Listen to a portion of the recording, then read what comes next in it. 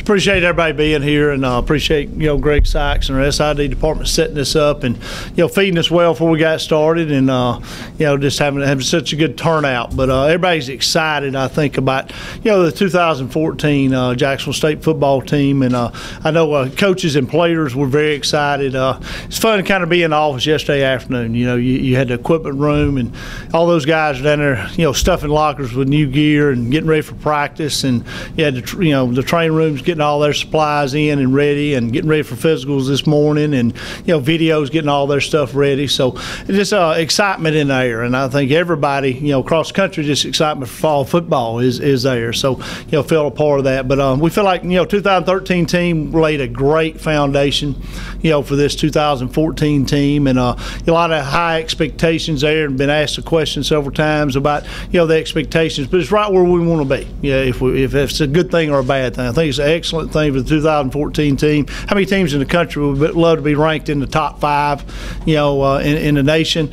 and pick to win their conference? So we get a chance to do that, and with that opportunity is the 2014 to do that job on the field and stay there, keep that ranking, and to give ourselves a chance to win the OVC. But like I said, it's just an exciting time for us, and I know you got several questions, so we'll just open it up for questions.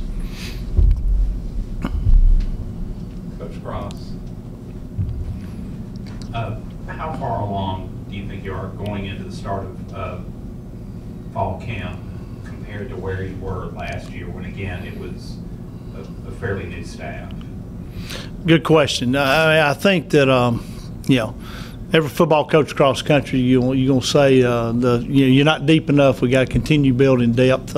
All those things. But compared to last year, where we were at this point in time, to where we are this year, you feel more comfortable because you got experience. We got a lot of starters back. Last year, we returned a lot of starters. We was a very young football team. So to do what the 2013 team did and watch that team grow through the year from where they started, won several overtime close games first of the year, and battle through that and get into conference play, and lose your first conference game in an overtime game against Murray State, and see them battle back to make the playoffs and get in and make the playoff run was a pretty special time. But you've seen a young group of guys just really grow up as the year went on, and it was pretty special. So going into this year, our guys are more comfortable.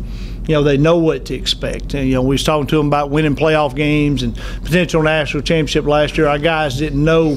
They didn't expect that. They didn't see that as a reality, I don't think. So as the year went and get into the playoffs and win those first 2-round games, there was some reality to that. It was like, wow, we can really do this. So I think that carried right on over to our all season, in January and in February and going into spring training. It's just been a carryover with a complete all season with spring training, summer workouts, everything. And you see that they're hungry to get back to the point we were last year and give this 2014 team a chance to win a national championship, get in the playoffs, and be playing our best football by that time. But it's a more of a comfortable feeling because you do have game experience and some veteran guys coming back, and they just kind of said it all year. They kind of know what to expect. They know our routine, they know what they're expected to do, and there's a lot of comfort in that.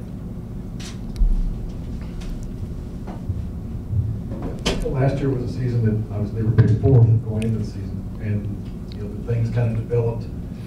How's it different having the expectations this year and handling them? What's the trick to handling them?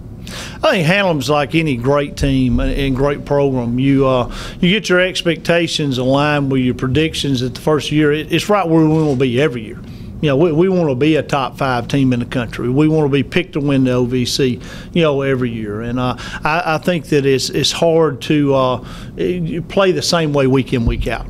But I think the OVC, helps us do that. The strength of the OVC conference, and maybe it has not always been that way in the past. But I think the OVC has as much parity as it ever has been. It got some national recognition that it never had before last year. OVC before last year had never won a playoff game.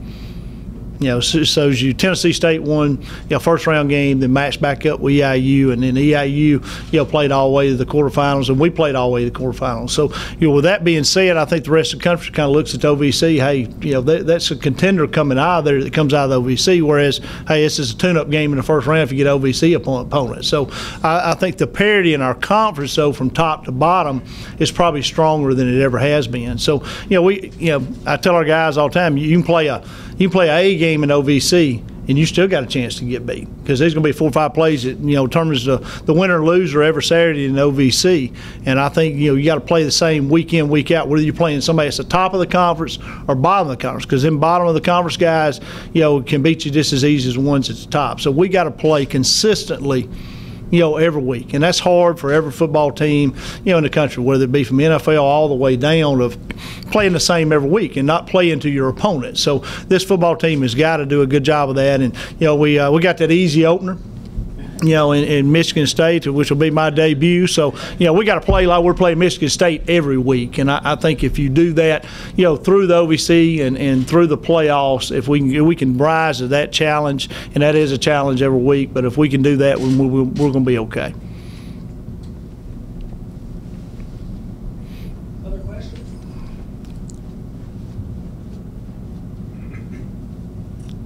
You brought up the Spartans.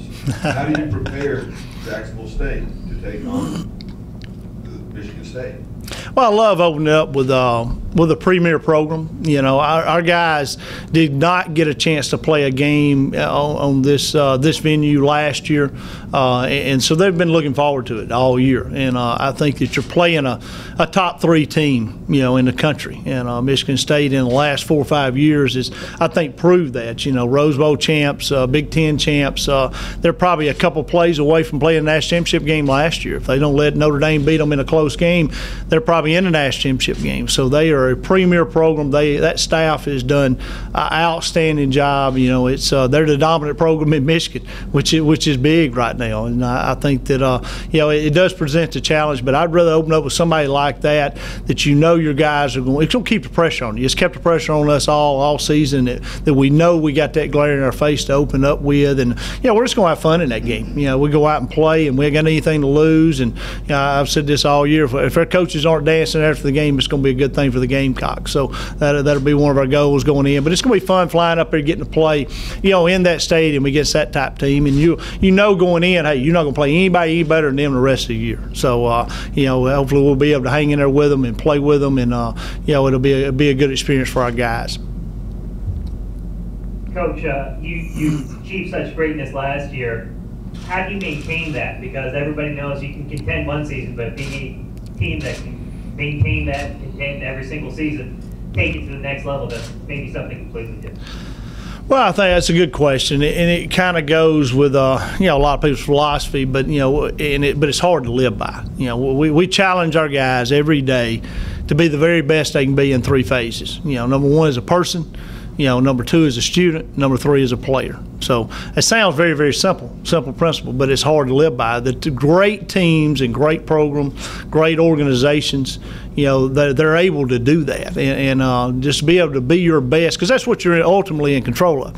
We're not in control of what everybody else is doing. We're in control of what we do. So we can only be the very best we can be. So we're going to work as hard as we can possibly do, whether it be in weight room, all season stuff, whether it be on the field running, whether it be in practice. But every day and every week we got to get better.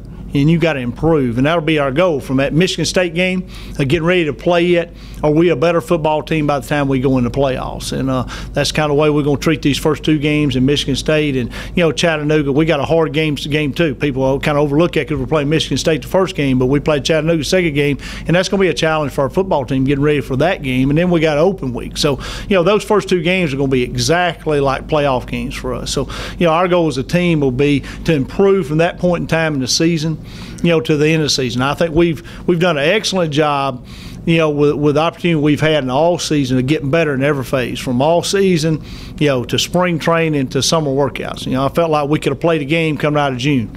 As far as the condition of our football team was very, very good. So our guys have just really worked extremely hard day in, day out, and our staff does an excellent job of challenging them day in, day out in all three of those phases as well. So I think that's how you handle that. And when you do it that way, you hope to fight that battle of complacency and not get complacent with where you are. This team, and I say it all the time, the rankings and predictions of winning OVC, that's all what the 2013 team did.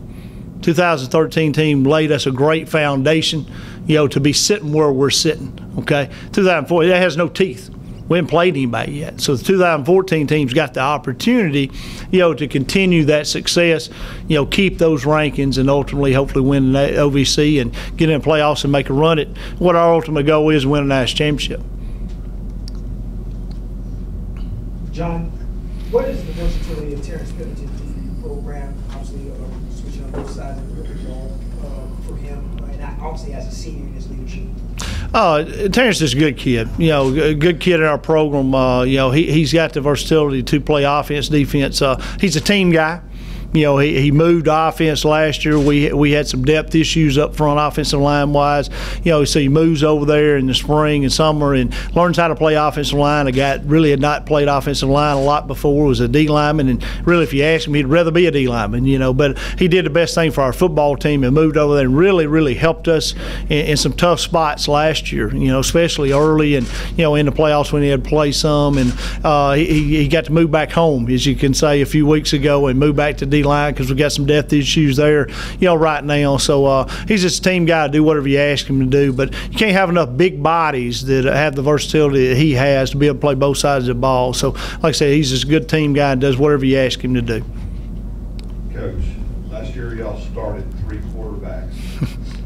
Are you looking at a more traditional setup this year, or how did you get the guys to adjust so well? Is that something y'all are looking at again? Well, we may play 5 this year. I don't know. If Dalton Etheridge if he don't redshirt, he may see some action at quarterback. But that's probably it goes back to depth. I think quarterback is definitely our deepest position on our football team. We got really 4 guys right now. 3 of those winning ball games for us last year, and Max Shortell and Eli Jenkins and Kyle West. Kyle West was our 3rd team guy last year, and he won 2.5 ball games for us. Come into one game and ended up winning it, and started 2 other ones and won 2 other ones. So, like I said, the value of having the experience, you can't replace it. Game experience is the ultimate premium in this game, and to have 3 guys back that won games for you is a blessing. And also we added Christian LeMay to that mix, who was the #1 quarterback, pro style guy in the nation when he come out. It transferred from Georgia, so we feel like 4 guys right now that we feel like we can put in the game at any time, and win games for us. Now, you get into that debate of more where your question is directed, wanting to run a multiple quarterback system. We necessarily don't go into games saying, hey, we want to play all these guys or whatever. But, we want to play the guys got the hot hand, and they'll be given opportunities to play in the game. And, you will see more than one of them on the field at the same time possibly too. So, we'll be innovative in how we use those guys. But all our guys know we're going to use everybody on our football team to help us win games. And when we can do that, I think it takes that team concept to the ultimate high.